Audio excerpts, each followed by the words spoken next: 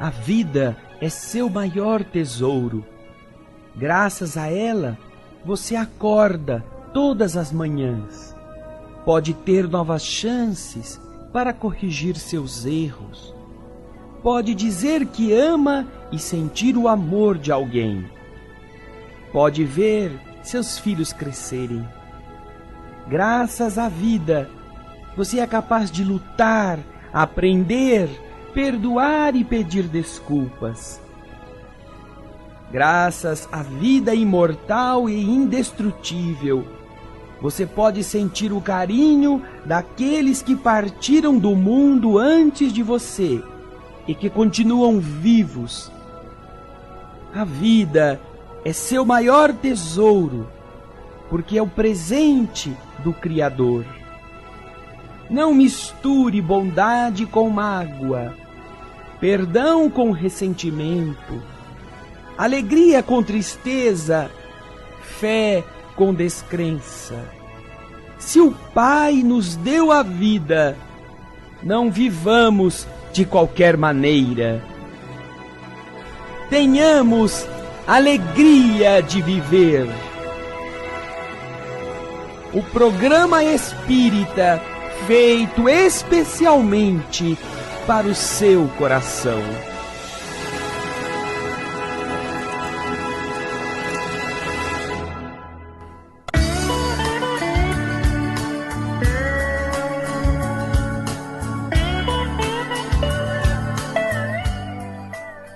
Olá, queridos ouvintes da Boa Nova, estamos iniciando mais um programa Alegria de Viver, com muita satisfação por estarmos aqui em mais uma semana, que possamos aprender sempre mais, aprender muito a respeito dessa doutrina tão bonita que é o Espiritismo. Eu, Solange Godoy, juntamente com o nosso querido André Luiz Ruiz. Como vai, André? Olá, Solange. Olá, queridas irmãs, queridos amigos.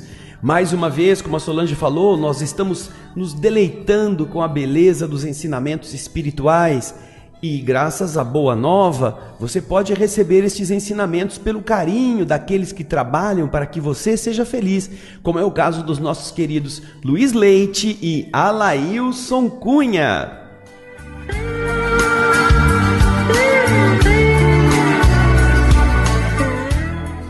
Gostaríamos de lembrar você, querido ouvinte, que nós estamos numa campanha SOS, o Espiritismo precisa de você. Ajude a manter no ar a programação consoladora da Rádio Boa Nova e da TV Mundo Maior. Essa programação faz com que você seja feliz e outros também. E este programa só existe porque também existe o Clube Amigos da Boa Nova. Assim, naquilo que está difícil para você, você já imaginou como é um desafio grande para a Boa Nova manter toda esta tarefa? Por isso é que você pode ser aquele que ajuda a Boa Nova a manter a programação.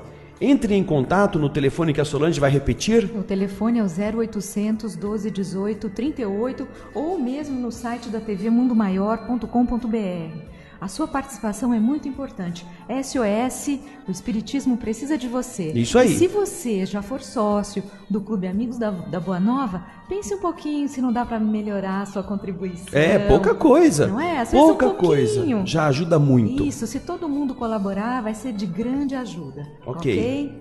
Vamos lá então. Nós estamos fazendo a leitura e o comentário do livro Leis de Amor, livro que é do Espírito Emmanuel, a psicografia de Francisco Cândido Xavier e Valdo Vieira.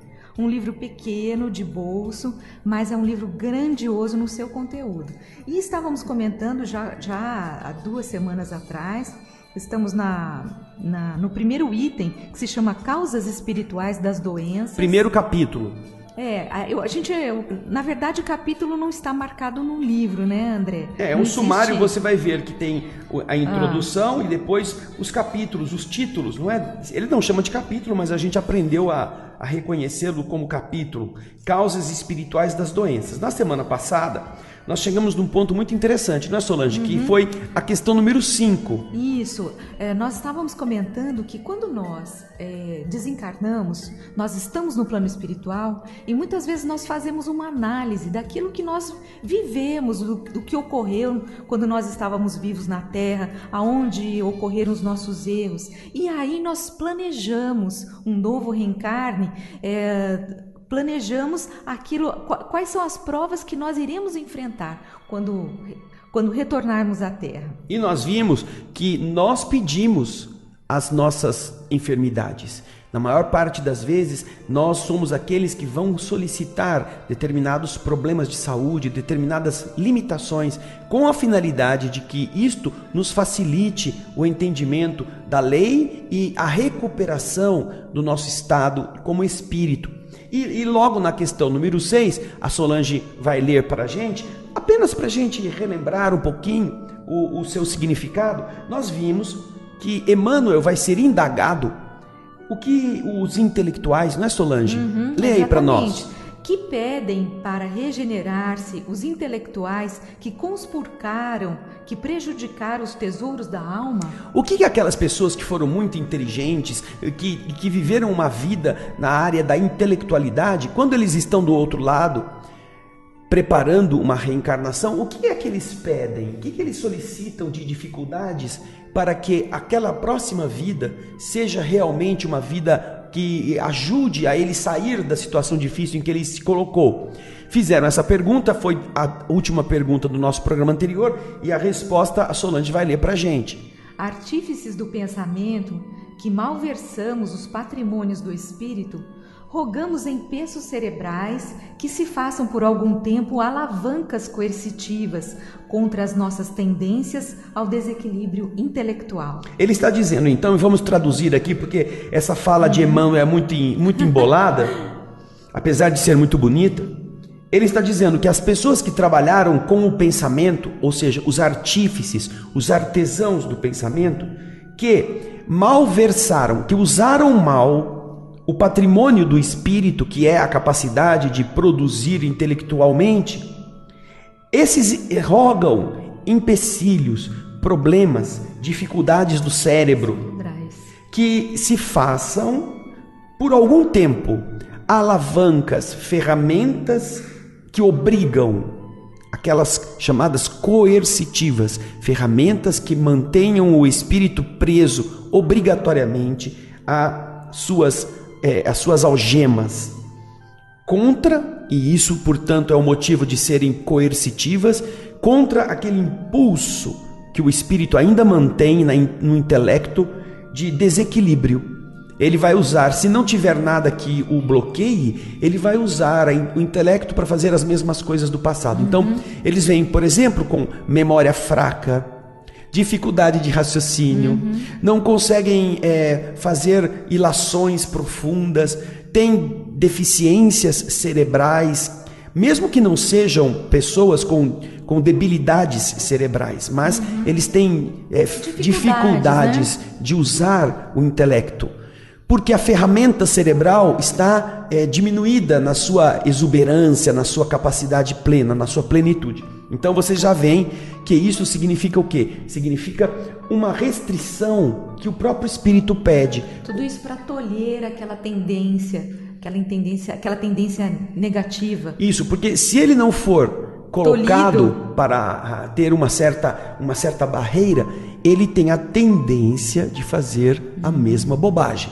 Então, essa é uma realidade que você que está ouvindo o nosso programa poderá meditar. A responsabilidade da utilização do pensamento em qualquer coisa. Você pode não ser uma pessoa que trabalha com um intelecto 100%, mas você usa a inteligência para várias coisas, para várias ações do mundo. Se nós utilizarmos a inteligência de maneira equivocada, nós precisaremos solicitar, e porque vamos ver os efeitos ruins disto, não é? Precisaremos solicitar determinadas limitações na próxima existência. Mas isso foi no programa da semana passada. Agora, nós temos outros que erraram e que perguntaram a Emmanuel o que vão pedir no plano espiritual para que o novo corpo lhes dê aquilo que é necessário para eles evoluírem combatendo as suas tendências. Vamos lá, pergunta número 7. Que medidas de reabilitação rogam os artistas que corromperam a inteligência? Artistas, eles também erram. E como erram? Aliás, uma das coisas mais graves para o resultado evolutivo do espírito é a utilização do talento, da arte, que vai direto ao coração, ao lúdico das pessoas, para desencaminhar essas pessoas. Então, quando os artistas chegam do lado de lá, e os artistas na Terra pensam que eles são os senhores absolutamente livres para fazer tudo o que querem, e que só porque se dão o título de artistas não têm responsabilidades. E se de alguma forma a sociedade até os venera, como sempre fez com todos os que viveram na arte ao longo da história humana, a lei do universo os trata como qualquer pessoa, meliante, bandido, ou sacerdote, ou uma pessoa missionária. Então, não há diferença. Agora, quando ele chega do lado de lá, uma coisa é uma pessoa escrever um bilhete para alguém e falar para essa outra pessoa alguma coisa que leve essa pessoa ao desespero e ela se mate. Outra coisa é um escritor escrever um livro que induz as pessoas a se matar. Como ocorreu no passado. Exatamente. Inclusive, o espírito Leon Tolstói, ele conta que o maior arrependimento que ele já teve do lado de lá da vida é o livro que ele escreveu, no qual a personagem, frustrada no seu afeto, por não se poder casar com a pessoa que ela amava, ela termina seus dias ela abrevia o término dos dias através do suicídio. E como na época em que o livro foi escrito, isto era a única literatura, a única mídia, vamos dizer assim, que entretinha as pessoas era o livro, a área escrita. Esse livro, Ana Karenina, de Leon Tolstói, explodiu em vendas. E também porque muitas pessoas tinham essa mesma situação. E por causa disso, muitas também se mataram.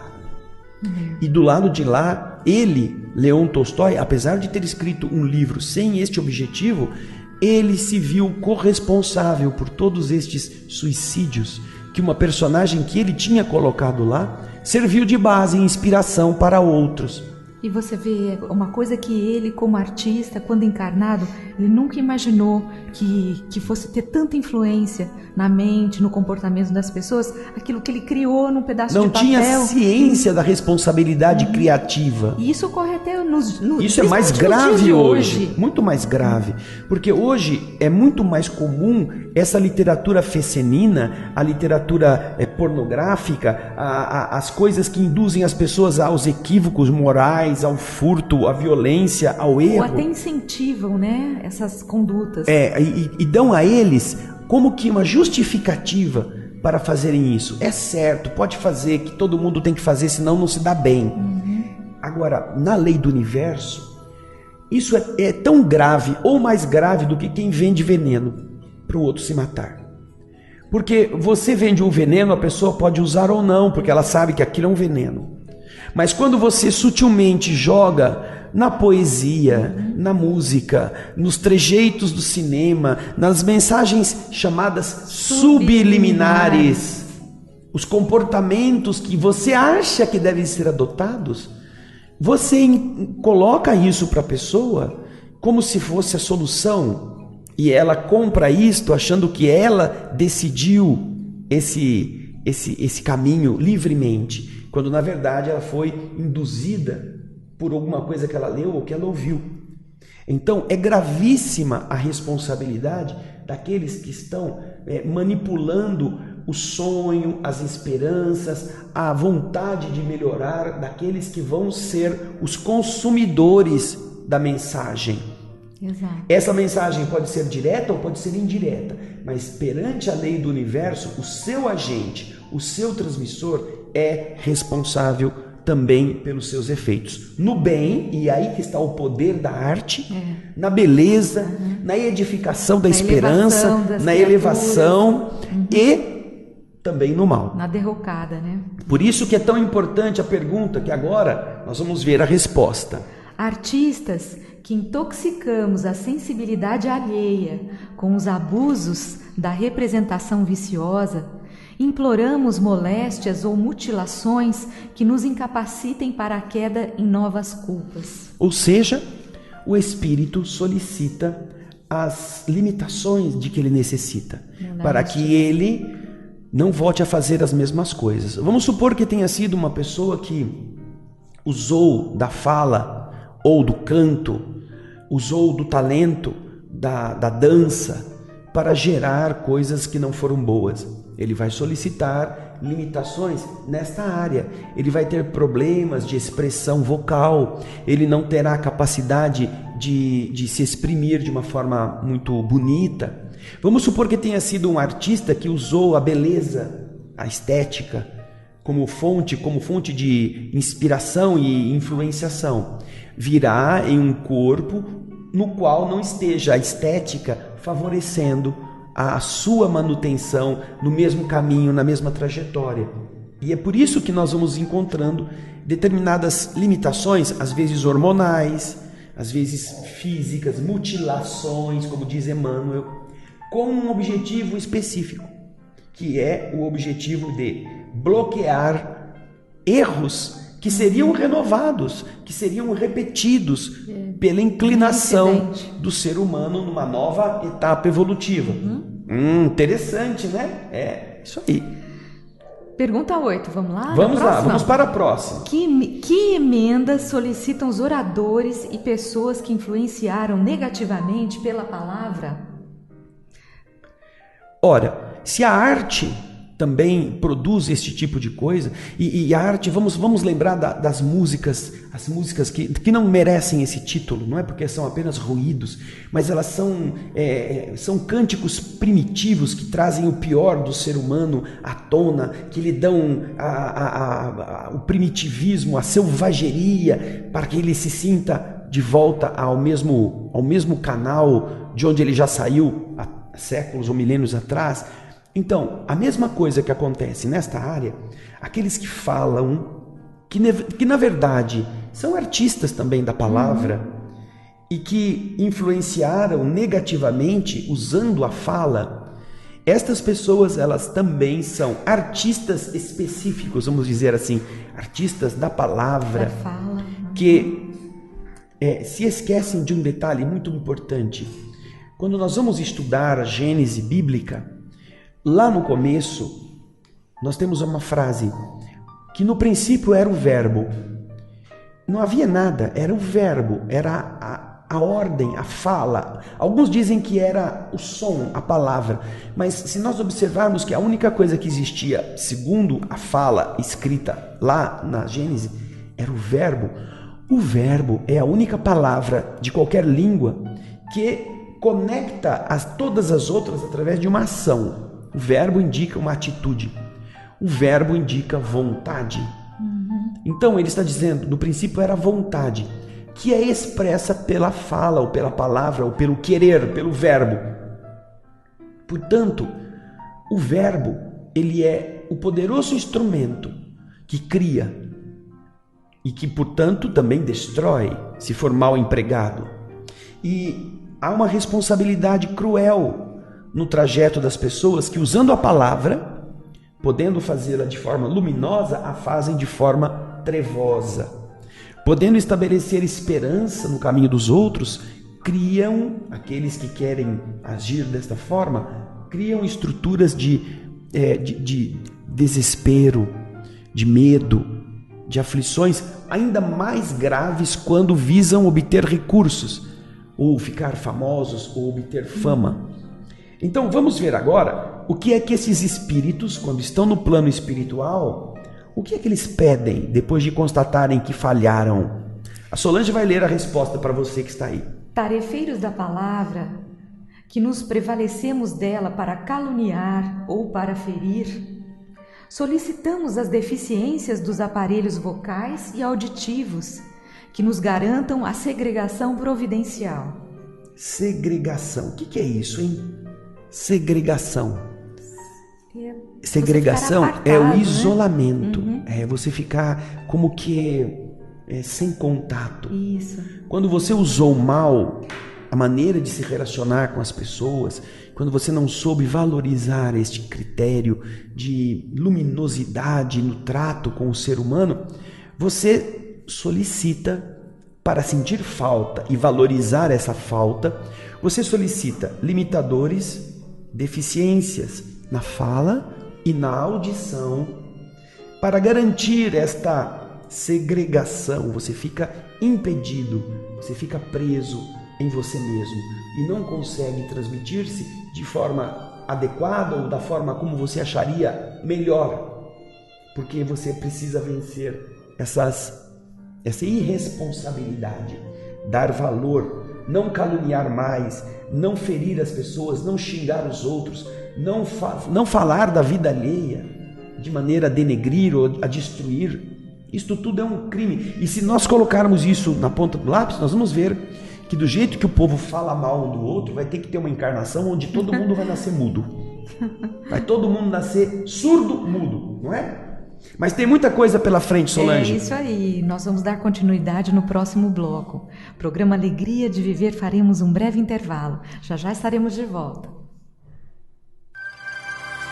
Estamos apresentando o programa Alegria de Viver.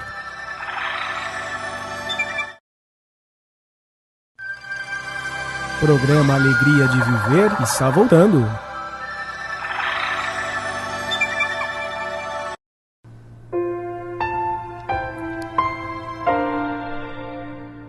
Nós estamos retornando com o programa Alegria de Viver. Para você que se sintonizou conosco agora, nós estamos fazendo a leitura do livro Leis de Amor, do Espírito Emmanuel, a psicografia de Francisco Cândido Xavier e Valdo Vieira. Estamos no capítulo 1, que fala sobre as causas espirituais das doenças. E estávamos fazendo a leitura, iniciando uma nova pergunta que foi feita ao Emmanuel, que eu vou ler para vocês. Que providências retificadoras pedem para si próprios aqueles que abraçaram graves compromissos do sexo? Porque até agora nós estamos estudando o quê? Emmanuel está explicando as complicações das pessoas que, já tendo vivido na Terra, vão voltar a ela numa nova encarnação. E ao estudarem os seus erros do lado de lá da vida, eles solicitam problemas ou circunstâncias limitadoras para evitar repeti-los. Então nós já vimos dos intelectuais, já vimos dos artistas, os oradores e as pessoas que falam, não só oradores, né? São só oradores? Não são só aqueles que vão à tribuna, não. Aqueles que conversam, que caluniam, que podem falar mentiras, todas as pessoas que podem falar. E agora, a pergunta número 9, pergunta a Emmanuel sobre os que abraçaram graves compromissos no sexo. Porque, naturalmente, tudo que dá prazer é um chamamento ao abuso. Não é que é errado. Não é errado falar, não é errado dançar, não é errado escrever, não é errado multiplicar-se ou ter prazer físico, mesmo que não seja visando a multiplicação. Nada disso é errado. Mas todas as coisas que são prazerosas acabam sendo repetidas de forma até a exaustão ou até o comprometimento das forças. Então perguntaram a Emmanuel o que é que essas pessoas que falharam na área da sexualidade pelo desajuste, o que elas pedem para elas mesmas antes de nascer, a fim de que o corpo possa beneficiar na vida física o esforço de se regenerarem, de se retificarem. Vamos ver então qual foi a resposta do Espírito Emmanuel.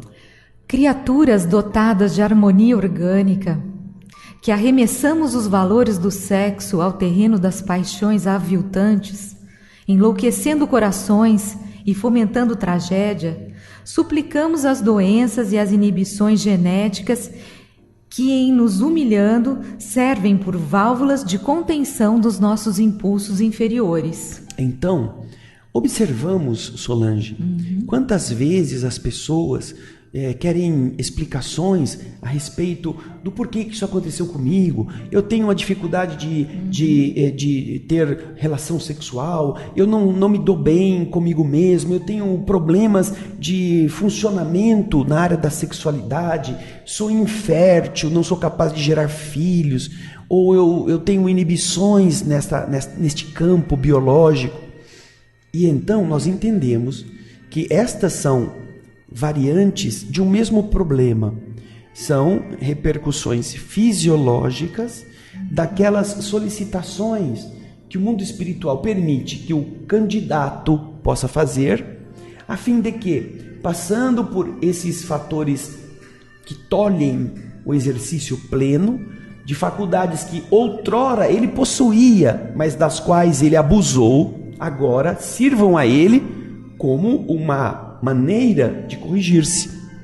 Como ele disse aqui, servem como válvulas de contenção dos nossos impulsos inferiores.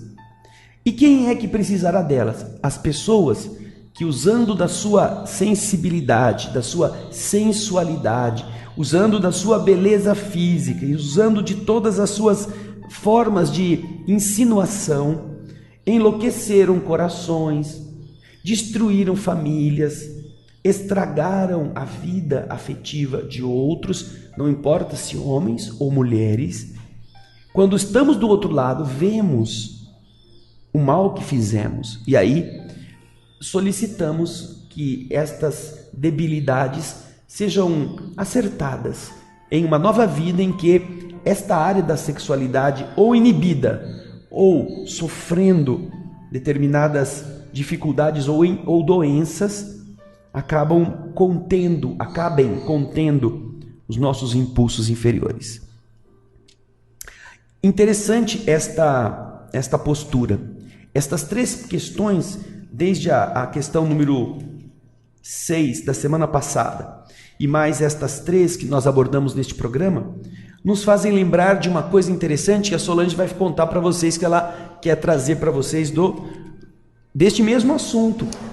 Então, se você quiser, querido ouvinte, você pode fazer uma pesquisa. Nós temos o Livro dos Espíritos, em que Kardec aborda isso amplamente. E a partir da pergunta 258 do Livro dos Espíritos, no tema Escolha das Provas, Kardec fala a respeito desse assunto muito amplamente, dá para esclarecer diversas dúvidas. Ele vai falar para a gente, por exemplo, o que dirige o espírito na escolha das provas que quer suportar? Você pode pensar assim, mas quer dizer então, Emmanuel está chutando, Emmanuel ele não tem uma fundamentação doutrinária para falar isso. Não, está aqui no Livro dos Espíritos. Outras perguntas, por exemplo, o espírito faz a sua escolha imediatamente depois da morte? Quer dizer, assim que ele morre, ele já vai fazer a sua escolha do que ele vai vivenciar quando ele retornar?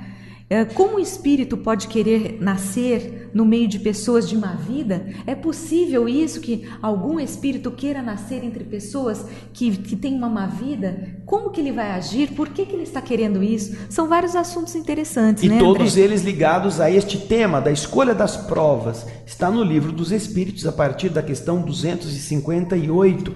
Você vai até lá e você vai aprofundar isto. E isto é interessante porque logo na questão seguinte, é a pergunta número 10, levam a Emmanuel a seguinte indagação: todas as enfermidades conhecidas foram solicitadas pelo espírito do próprio enfermo antes de renascer?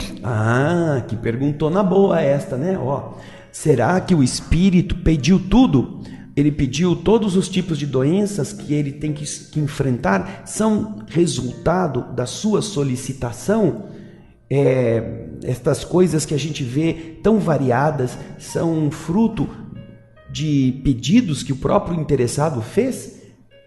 Agora vamos ouvir a resposta. Nem sempre o espírito requisita deliberadamente determinadas enfermidades, de vez que, em muitas circunstâncias, quais aquelas que se verificam no suicídio ou na delinquência, caímos de imediato na desagregação ou na insanidade das próprias forças, lesando o corpo espiritual, o que nos constrange a renascer no berço físico, exibindo defeitos e moléstias congênitas, em aflitivos quadros expiatórios. Ou seja, casos existem, e são muitos, em que o espírito ele não tem condições de pedir, porque ele já lesou tão gravemente a sua estrutura vibratória com as atitudes que teve ao longo da vida passada, que para que isto seja consertado,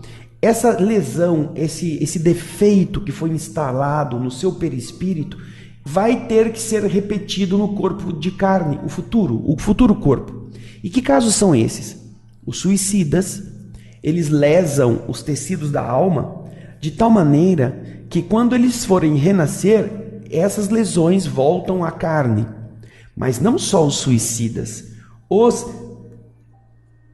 que estão na delinquência, aqueles que ofendem os valores morais, os princípios da ética coletiva, aqueles que trabalham de forma a furtar, a prejudicar de maneira agressiva, violenta, estes delinquentes, eles desagregam as próprias forças ou eles perdem o controle delas.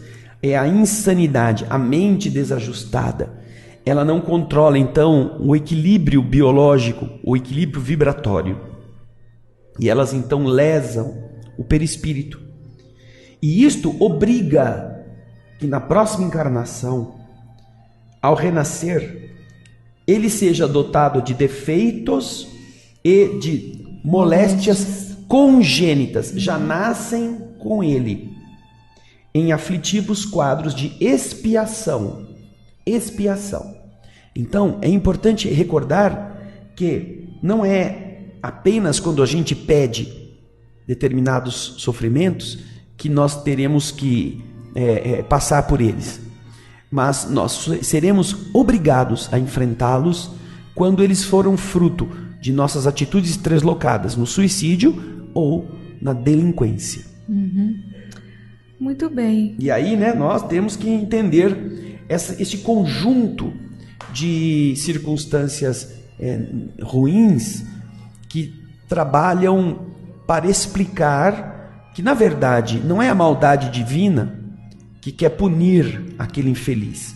É a necessidade de reeducação que dá ao indivíduo uma nova chance, mas uma nova chance para a qual ele esteja consciente dos seus deveres. E se não estiver consciente, ele acabe sendo levado a essa conscientização por força do sofrimento que ele, por ter se imposto em outra existência, agora precisa colher. Como diz o velho ditado, Solange, a colheita é livre, mas, ou melhor, a sementeira é livre, mas a colheita é obrigatória. Você não planta milho e colhe feijão. Você não planta abobrinha e colhe manga. O que você semeia, você vai colher. Ok? Isso mesmo. Infelizmente, nós temos que encerrar o nosso tão rapidinho. E você, querido ouvinte, pode acompanhar conosco hoje à noite a leitura e o comentário, a palestra no livro do Evangelho segundo o Espiritismo, hoje a partir das 8 da noite na tvalvoradaespírita.com.br. E não se esqueça, gostaríamos de lembrá-los a respeito do SOS Espiritismo Precisa de Você. Auxilie então aqui toda essa programação consoladora da Rádio Boa Nova, da TV Mundo Maior, possa chegar a diversos lugares. Você é um instrumento do bem também na Terra. Participe através do telefone 0800 12 18 38. Inscreva-se. Isso aí. Nós agradecemos a sua participação, que essa semana seja de muita paz e faremos agora a nossa vibração. Vamos fechar os nossos olhos.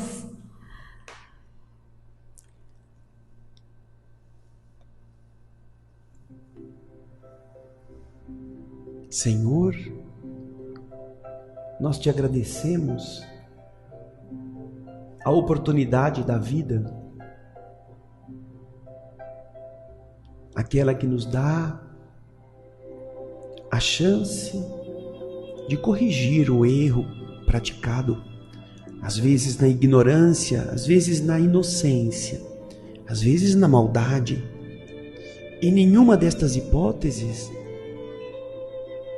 somos condenados para sempre, mesmo quando foi a nossa vontade ferir, destruir, corromper. O amor de Deus, generoso, quer que o filho melhore. E quando ele erra, não há como melhorá-lo a não ser educando-o, fazendo-o sentir no exato limite da sua responsabilidade que ele tem condições de corrigir. Obrigado então, querido amigo, por percebermos, graças aos teus ensinamentos, que o universo não é uma máquina de vingar-se, não é um liquidificador de corpos, nem o Criador é um carcereiro arbitrário, arrogante, cruel. Por percebermos que todos somos candidatos a deixar o nosso inferno e adentrarmos ao céu. Já não mais lugares no meio da terra ou entre as nuvens, mas estados espirituais de culpa, de autoflagelação, de vergonha, ou de paz, de alegria no bem, de confiança em Deus, de satisfação diante do acerto. Obrigado por todos podermos, compreendendo estas coisas, agirmos de forma a que o mundo esteja melhorado, mesmo quando os governantes de todos os países não se deem conta do seu poder e responsabilidade. Cada membro da humanidade pode ser bom, pode fazer o bem, pode curar uma ferida, pode matar a fome de alguém. Cada criatura pode secar uma lágrima. E se não há leito hospitalar nem ambulância para levar todos os doentes, cada pessoa pode ser alguém que vela a cabeceira, ser alguém que dá um remédio, alguém que dá esperança da sua presença junto do aflito. É a bondade, Senhor querido, que nós entendemos como o remédio que falta, mas o remédio possível no qual cada um pode transformar-se. A você que nos escuta, que esta seja a sua cooperação com Jesus e com Deus na melhoria da humanidade. Bondade todo dia. Muita paz.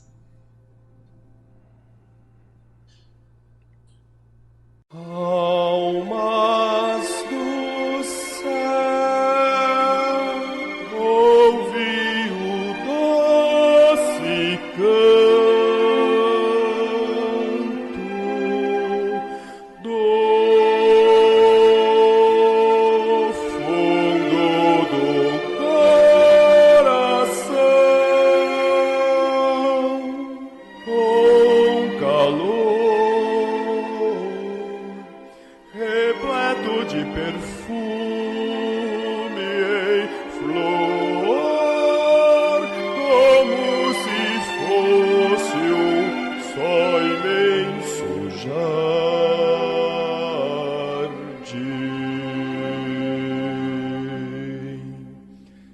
É a voz do bem que o Cristo tem para espalhar por toda a terra e fazê-la cantar.